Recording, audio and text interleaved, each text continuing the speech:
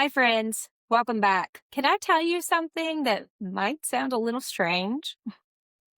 I know what you've been hearing lately. Not because I'm a mind reader, because I heard the exact same things. Things like, you're too old to start over, or who do you think you are? Or everyone else has it already figured out. What is wrong with you? Maybe yours sounds a little different, but I'm guessing it shows up the loudest right when you start to believe something better is possible for you. Today, we're talking about that voice, where it comes from, why it lies, and exactly what to do when it shows up. Here's what I know. You can be a smart, capable, accomplished woman and still have a voice in your head that tells you that you are not enough. And that voice does not care about your resume, your education. It doesn't care about what you've survived or what you have built or how many people have to depend on you. It just keeps talking. And the cruelest part, it gets loudest at the exact moment you start to move. The moment you dare to want something for yourself. I know, I've been there. I noticed it back in 2022 when I made the decision to start rebuilding myself. I was still employed, still performing, still showing up every day. But the minute I started thinking about what I actually wanted, what I actually needed, that voice showed up like it had been waiting and was ready to pounce.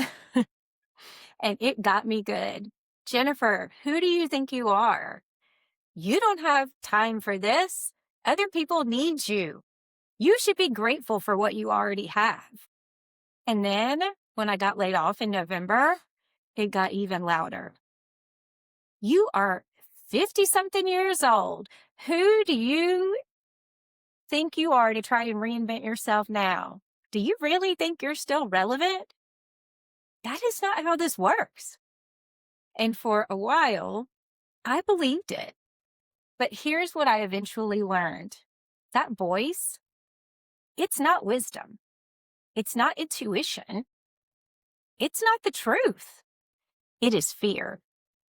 Fear wearing a very convincing disguise. Imagine you're in the car.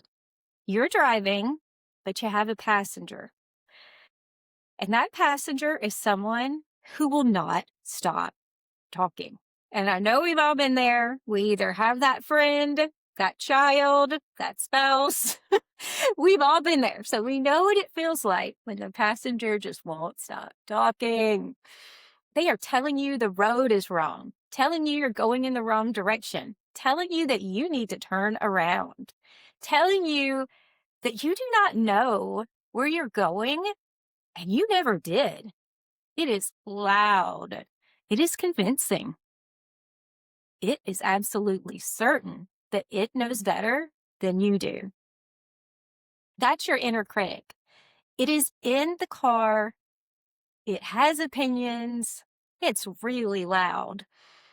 But here's the thing. It is in the passenger seat. It doesn't get to decide where you go. It doesn't get to drive. You do. The goal is not to make the voice go away. The goal is to stop letting it steer. Because here is what that voice actually is.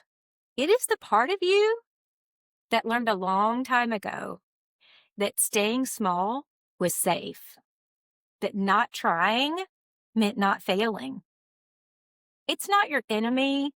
It is a very scared, very old part of you that is trying to protect you. It just does not know that you are not that person anymore. You have outgrown the cage that you were put in.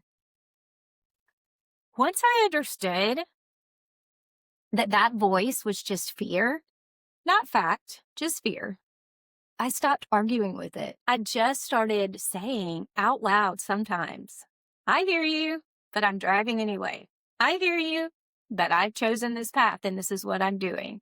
I hear you, but I've got this, right? So 3 steps, simple enough to use in the moment. You got this. Step 1, name it out loud. Just say, that's the critic. Or maybe you want to give it a different name. Mine has a name. Her name is Shelly.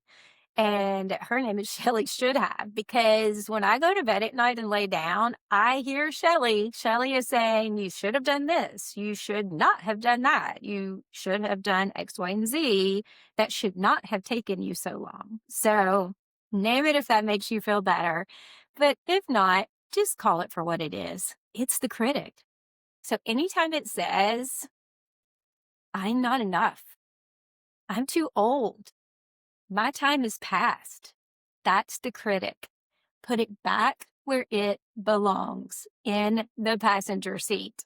Or if it gets bad enough, you might need to pull over and let it out of the car. But we'll just say put it back in the passenger seat.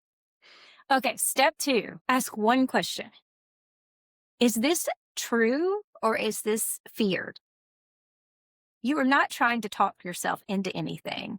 You're just asking honestly, right? Are these the facts? Are these things true? Or is it my fear speaking? And I will tell you that not that long ago, right before I hit publish on this YouTube channel, I panicked and I couldn't move. I was so fearful. And my husband just looked at me and he's like, what's wrong? You want to do this? And I was like, I'm afraid. It's the fear. And he said, name it. And I did. It was the fear of failing. It was the fear of putting myself out there. It was the fear of being made fun of, not being good enough, not being attractive enough, not having good enough technical skills. It was all coming at me. Oh, it was brutal. But you know what I did? I hit publish anyway.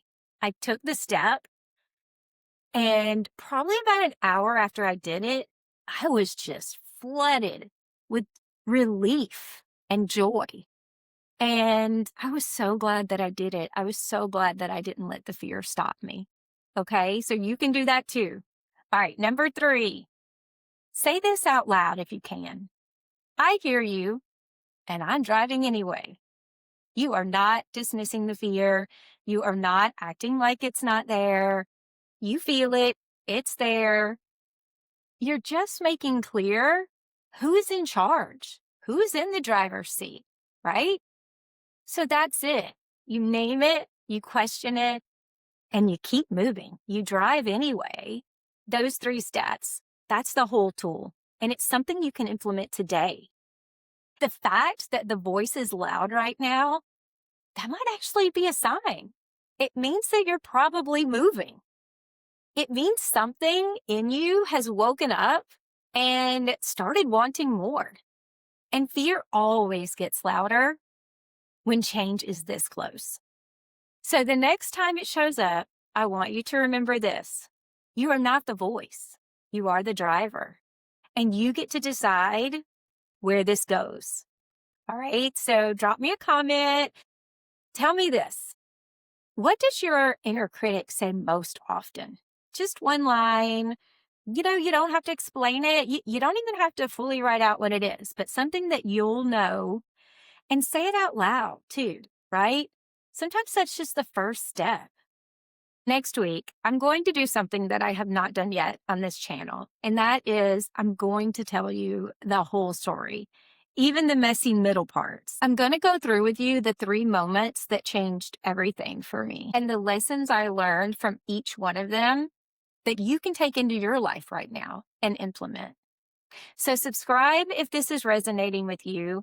There's new videos every week. I'm not going anywhere, and I hope you're not either. So like and subscribe, and I want you to keep going. Your next chapter is worth it.